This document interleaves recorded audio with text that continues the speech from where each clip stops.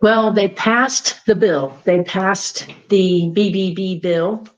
And now it goes back to the House. I expect the House to pass this bill. As a matter of fact, when I read on this more than a month ago, I saw the bill passing. I did see some changes being made, and changes have been made.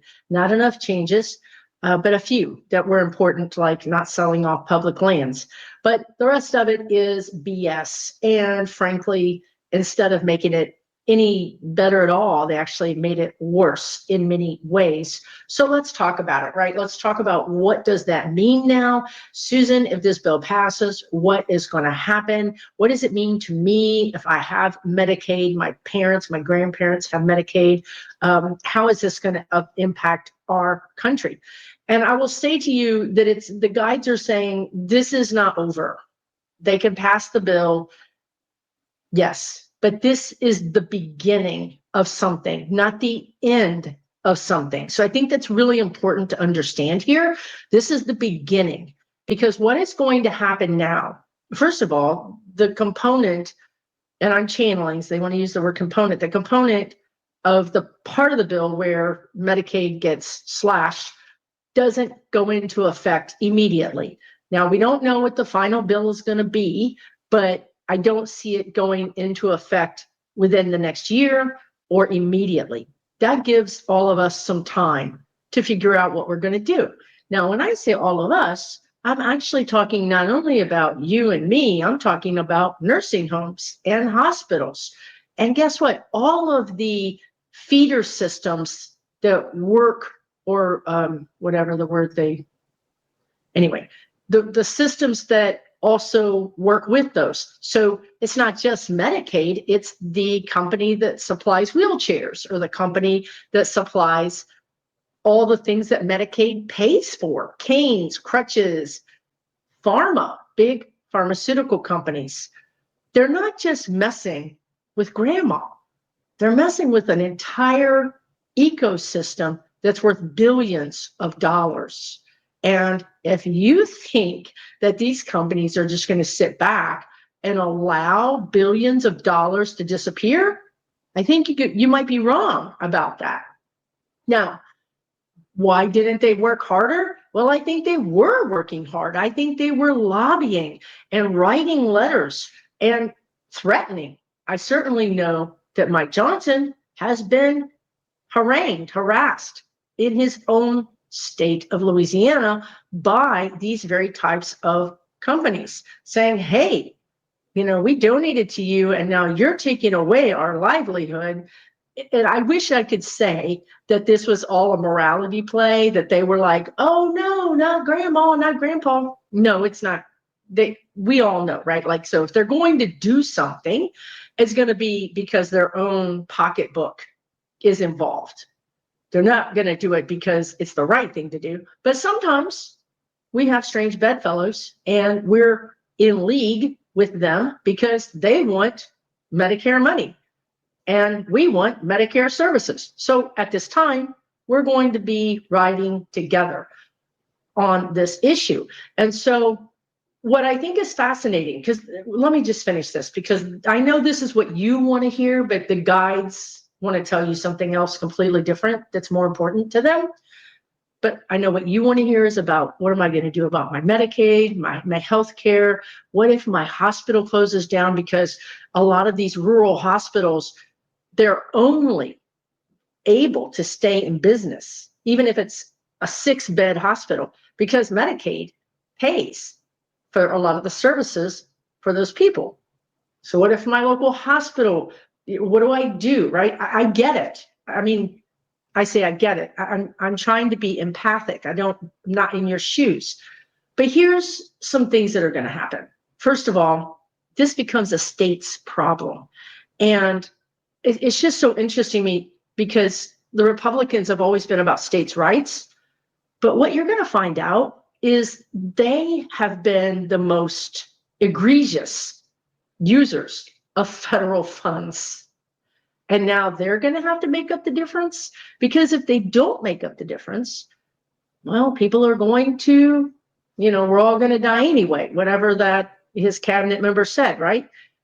But in the meantime, you're going to have a lot of upset people. And this is what I saw a couple of weeks ago when I said, I see protests with older people, and they actually have a nickname, a moniker, the guides want to say, which is a name. It's like the something movement, the silver movement. There's something that actually becomes a real thing and a real name, and it gets written in the history books because this movement becomes replicated throughout the country. And all of a sudden, you have tens of thousands of people that are Medicaid, or older people in the streets. This is a new thing. This is a completely new thing that we have not experienced before in this way. So you're going to see more pressure on the states. Now, what I would say to you, and this is what I said in the video when I predicted that this would happen, is that I see what the guides are calling a public-private partnership. So what that means is the state says, well, we're already giving X amount of money towards this type of care. We're matching Medicaid or whatever we're doing.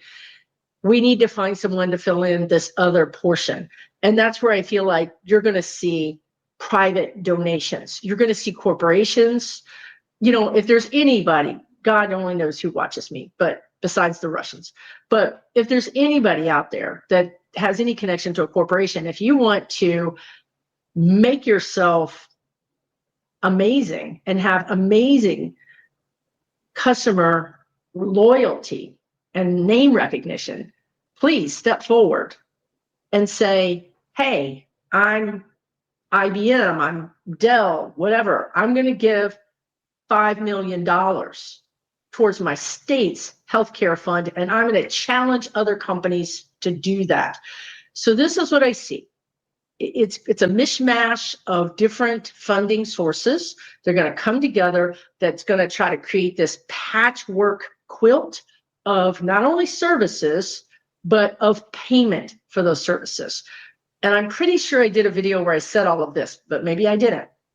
So what I see is some new providers coming in, some other providers changing the way they provide, but it doesn't feel like a hospital necessarily is going to be funded, but it feels like there's going to be there's a patchwork quilt, a clinic here, a clinic there, a hospital there. And all of these things are going to come together to create basically a coverage. Now that's a pain because you might have to go to different providers. I'm not saying this is great. I'm not saying I'm for this. I'm just saying this is how I see citizens reacting to this need. I would also tell you that it doesn't get to 100%. So we don't have, from what I can tell, 100% replacement. I think we get to 85% replacement. So that's still, a good amount of people that are not getting care. That's apprehensible. That's terrible. But it's not that all of you stop getting care. I don't see that. So it also depends on where you live. If you live in a blue state, I think you're going to have better services. You're going to have more coverage. You're going to have less gaps between coverage. If you live in a red state, depending on the state, I think you're going to have less coverage. And I would just encourage you. I'm looking at Mississippi. I'm looking at the Mississippi Delta, but I'm looking at Alabama, Mississippi, rural states, even parts of New Mexico or parts of Arizona, parts of the Ozarks, certainly Appalachia. I'm just would ask you to not lay down, to not give up. We need you to show us what humanity is, because people have gotten so out of touch with other humans. We've gotten so callous about people panhandling or people being unhoused. And really what we need right now is humanity, compassion. So I would just ask you to join those groups. And you know, the guides have said, they're reminding me, if some of you guys that have watched me a long time, we've talked about this. We said, call Fox News and say, I'm going to die in 3 months. Fox News will start covering this because it's going to be the red hats that are going to bear the brunt of this. We have to have a face to the suffering. So please don't go inside your room, close the windows, close the curtains, and just say goodbye to your life.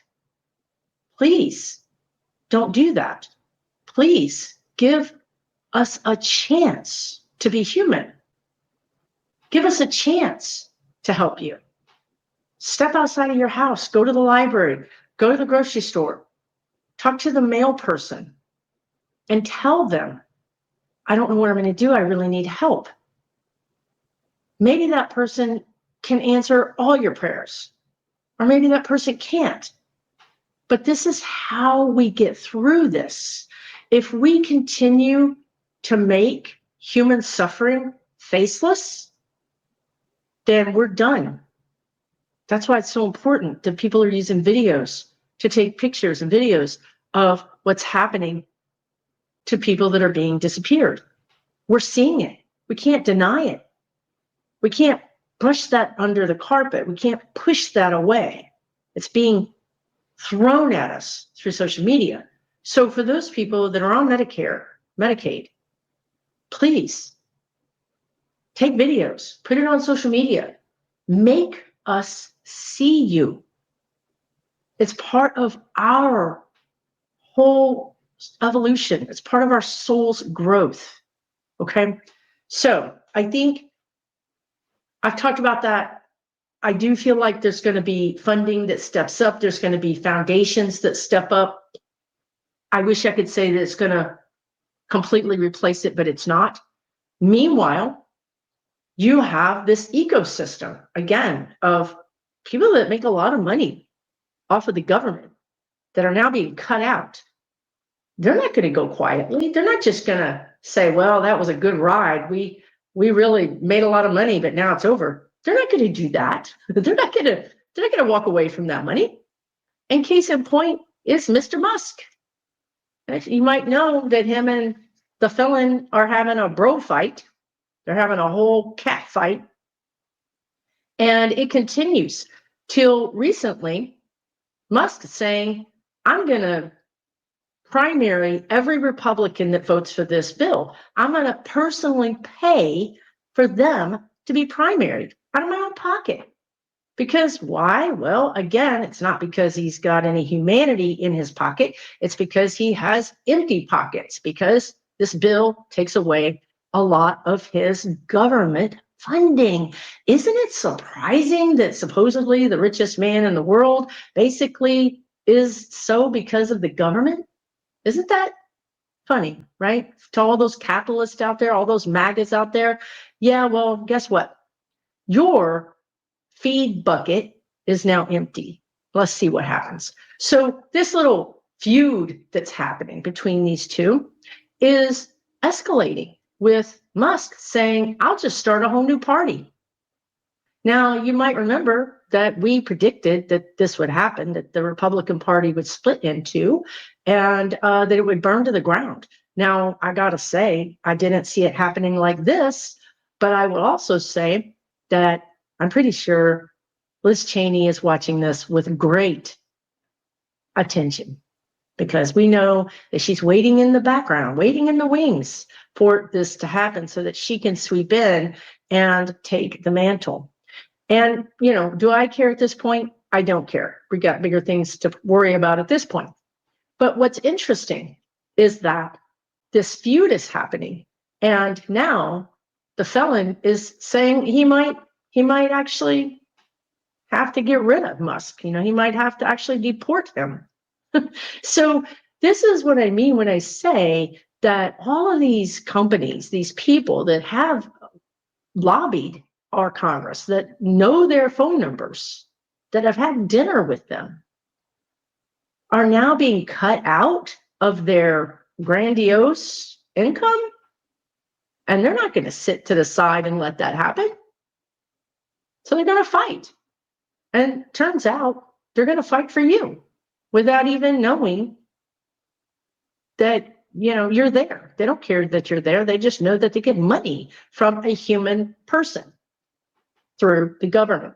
So this is not over. It's nowhere near over. It's just beginning. This is the beginning of all of the changes that I've been seeing. We've been building quite a kindling, and we just needed the match to start it.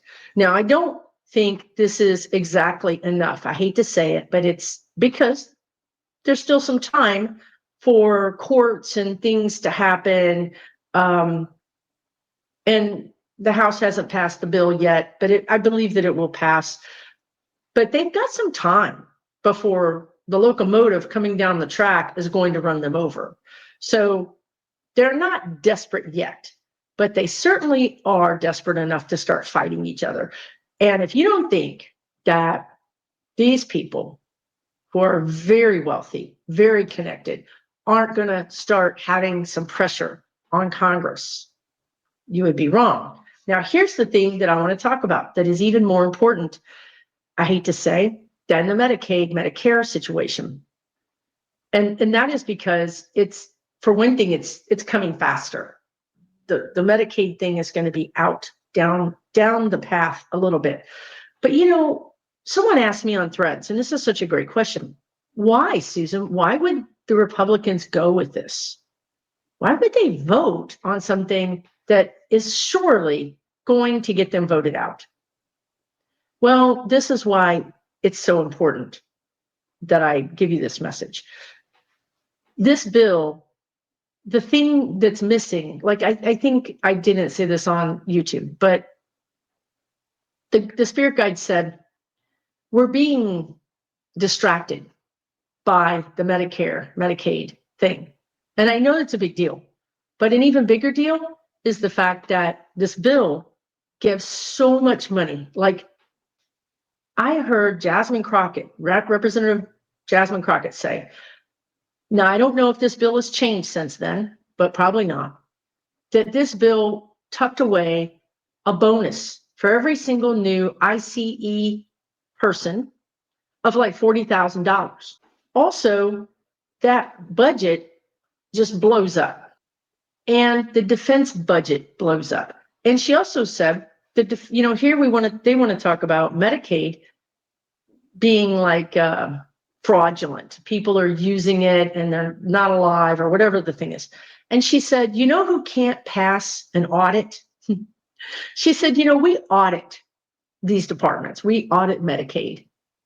We audit Medicare. We audit Social Security.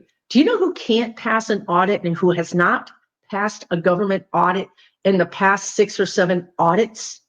Defense. She said the Defense Department is a department that we don't know where their money is. That's the money. That's the department that has funds missing. Yet we're increasing their budget over and over again.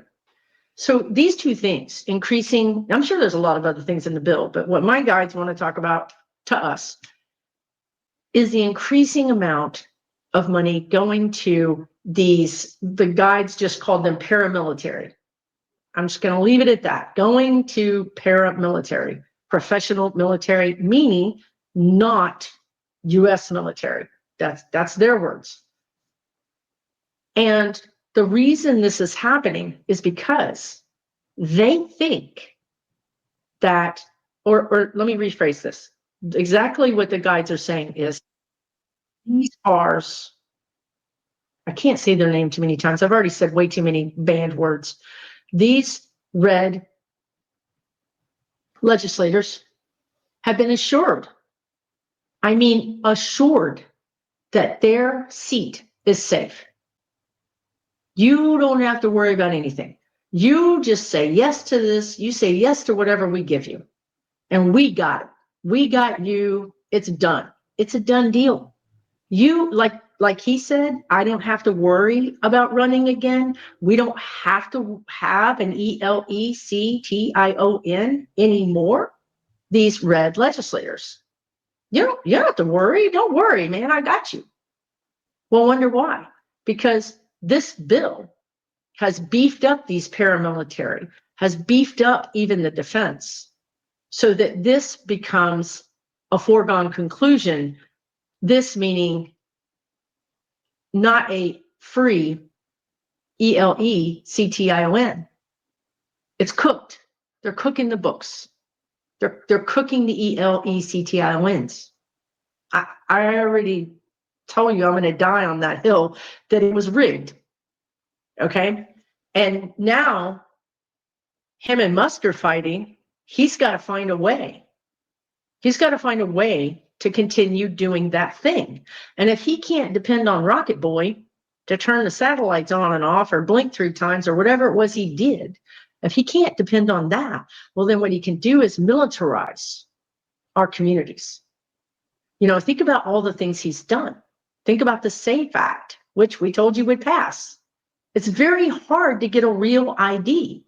Go do your research before you argue with me, because I've seen hundreds and hundreds and hundreds of people, real first person, me, I did it.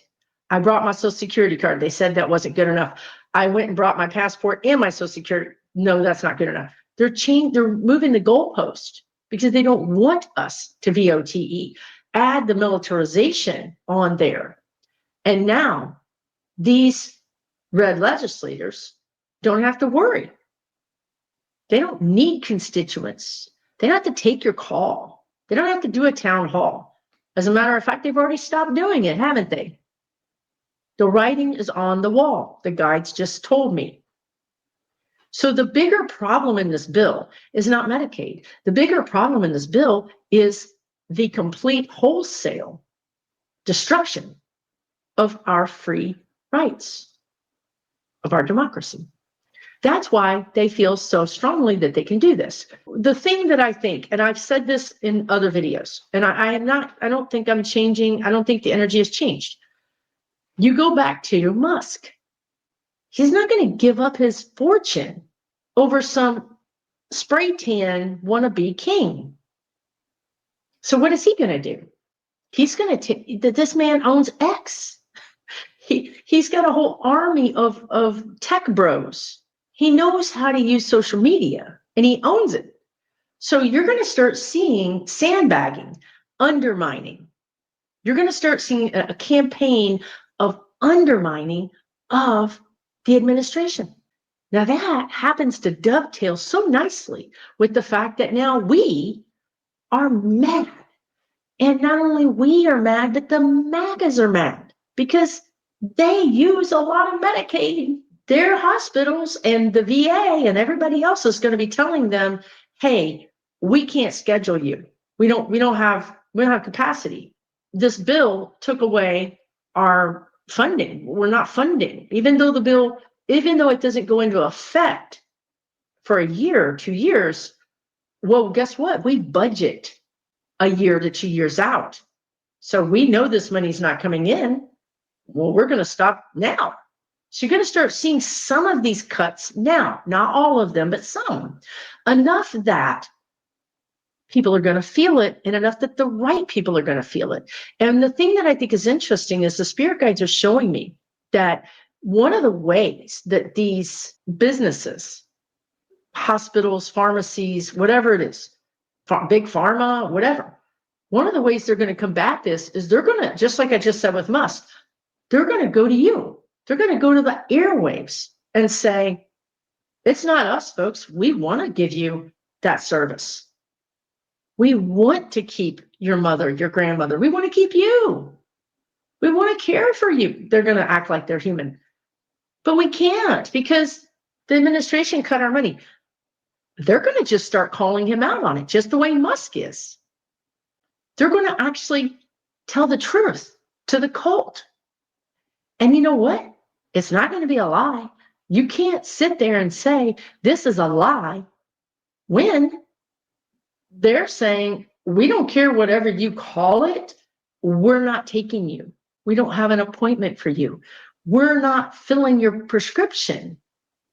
When they start seeing the reality, smack them right between the eyes, and then they understand that it has to do with this bill, well, then another premonition that I had is going to come true, which is where we're all on the streets together, and I bump and I turn around and there's a red hat, and we look at each other, and then we just keep protesting because we're all in the streets together, because we're all under attack. Now, is everybody going to wake up? No, of course not, right? Like, there's still going to be 5, 10%, 10% that are just wholesale gone. But there's going to be, of that small group, of that 30%, 20% of them are going to be armed and dangerous and mad. So this is not going to go the way they think it is. This is going to split the Republican Party. This is going to damage them. And I feel, and this is a premonition that I've talked about several times, I feel one real possible solution is that there's some big oligarch who, let's just say, is the spokesperson for a lot of this, and they go to Schumer, which would be a conservative Democrat. That's what I said months ago. They'll go to some conservative Democrat and they'll say, let's make a deal. We got to make a deal because we can't lose this money. Because there's also another complete and total nightmare that's happening. And that is that our immigrants, or frankly, anybody who's in a working class job, anybody who's in retail, well, they're not going to work because they're terrified. So now hotels don't have staff. Restaurants don't have staff. Restaurants, when they do have staff, they have terrible food because there's nobody picking any food. The foundation, this is the foundation of our country, is literally rotted out, hollow, and it's going to collapse. And guess who's at the top? The oligarchs, the robber barons. They've built their mega billion-dollar lifestyles on the bottom people, and the bottom people are out. On top of that, people in the middle are out, because guess what? I don't want to go to a restaurant where the service is terrible because there's nobody to work. I don't want to go and spend a lot of money because prices are going up when the food is subpar. I don't want to go even outside when people are getting disappeared in front of me. I don't want to see it. So, people talk about a strike. People say, oh, we need a strike. Do you remember what the guides said a couple of months ago? Maybe even before Biden had to give the country to the felon. They said, humans are like a school of fish. They're swimming together, and then they dart and they disappear. They said humans are just going to stop buying. I didn't understand it at the time, right? I'm like, I don't understand you guys, but I said, when I think about buying things, I get sick to my stomach. I don't have any appetite for it. It makes me feel gross. So it's just now starting. People are still traveling, people are still buying, but the combination of people getting disappeared in front of you, terrible services, terrible products, quality going way down, prices going way up, that's a whole nother nightmare that's happening on top of all the other nightmares that are happening. And the funny thing is, these robber barons, when I go into their energy, they just feel, they're so confident. That's part of the problem too. They're super confident that they can just flip a switch and we'll all go back to buying. We'll all be happy again. But it doesn't work. I'm going to tell you right now, and I said this in that video, it's almost like we're depressed. We're depressed. We don't want to buy. We don't want to. Less and less of us are going to be traveling. Less and less of us are going to be spending extravagantly. We're going to be cutting back. Even if we're not aware, even if we're not plugged into politics, we're human. And people don't realize how much we use our gut instinct but we use it every day. It's built into us. Even if you think you're not, Susan, I'm not woo-woo, Susan, I don't have any intuition, you do. You do. How many times in your life have you said, I don't know why I did this, but I don't know why that guy, why that woman, why that room gives me the heebie-jeebies, but it does. That's your gut instinct. And our gut instinct as humans is saying a storm is coming, a drought is coming, and we need to conserve. We're worried, and we don't even know we're worried. So these oligarchs, these robber barons, they're not going to be able to just flip a switch and make us buy again, which they've always been able to do. Always. Not going to happen this time. So there is a general strike happening, but it's not planned. It's just happening because we're sick and disgusted. Or we're sick and disgusted and we don't know why. Or we just don't feel like it. So this is all the perfect storm that's happening. And that's why their BBB bill is BS. It's the end of them. Because the truth of the matter is, there's hundreds of millions of us.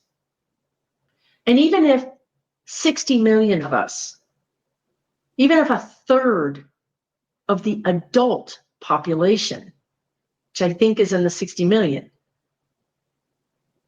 even if 60 million of us decided, no, we're not feeling this. This is, I don't want to be a part of this rat race anymore. I don't want the things that the corporations have convinced us through suggestive advertising to want. I don't want it. I'm checking out. So these are some of the reasons why this thing is going to flop. It's not, they're not, even though, I'm going to address that, even though they are adding a lot of money to the paramilitary or to militarize the situation, it's just not, this country is too loosely connected through the republic, through the states. It's not like a France or even a Great Britain. It's not like Iraq or Afghanistan or Germany. It's like 50 Germanys trying to get all of them on the same path. Is going to be impossible. Now, one of the things that's going to happen is there's going to be some unequal treatment depending on where you live, because some states really, the red states really rely on the government. So they're going to be the ones that really feel the pain. But they're the ones that are probably going to foment the change, because we know that they're loud. We know that they're very active. But in the meantime, it's going to be hard. I'm not going to lie. This is not a time of, peace and prosperity. This is a time of strife and change. But it's worth it in a sense, because when they cut our health care, when they cut our services, we're going to realize a couple of things. Number one, that the services we got were pretty paltry, pretty survival only. And even then, that might be a stretch, right? We're going to realize that. And number two, we're going to realize that we want the whole thing. We want not just survival, we want all the care. We want universal health care. And once the collective consciousness, and it's not 100% ever, but once enough, the tipping point comes together and says, I want universal health care. Like, I don't care if you're an R or D, I want universal health care, period, end of story. Then you're going to have change. But we have to get to this pain point to force the change. And it's not only us, it's the robber barons. They're in pain too. It's all of us have to get to some pain point. Now, the thing that I'll leave you with is that, and I've said this many times, take good care of yourself, because Once we're at the bargaining table, we need to really bargain. We need to be prepared to tell them exactly what we want. If we get to the bargaining table and we say, I don't know, I'm just so glad it's over, just I don't care, then you let somebody that's some conservative Democrat not going to give you what you want. They're going to give you some crumbs the way we always get. So let's take care of ourselves so that we can stay plugged in for the long game. This is a marathon. This isn't a sprint. This doesn't mean when people say I can't take it anymore, that's a good indication that you need a break. That is your sign. What's happened is that you've allowed this energy to wear you out and to make you sick. That was because you were worrying. You're not worn out because you've been volunteering 6 days a week. You know what I mean? You're worn out because you're just worrying. So let's take a beat and say, if you feel like I'm done, I can't do it anymore, please go to a doctor, go to a therapist, find a way to get some help. If you can't do that, I have a whole bunch of videos that are free right here on this channel on how to raise your vibration, on how to take care of yourself. They're free. There's 100 of them. It helps. This is how I got here. I did the work. So take good care of yourself so that when we need you, you can stand up and be counted and say, I've got the energy.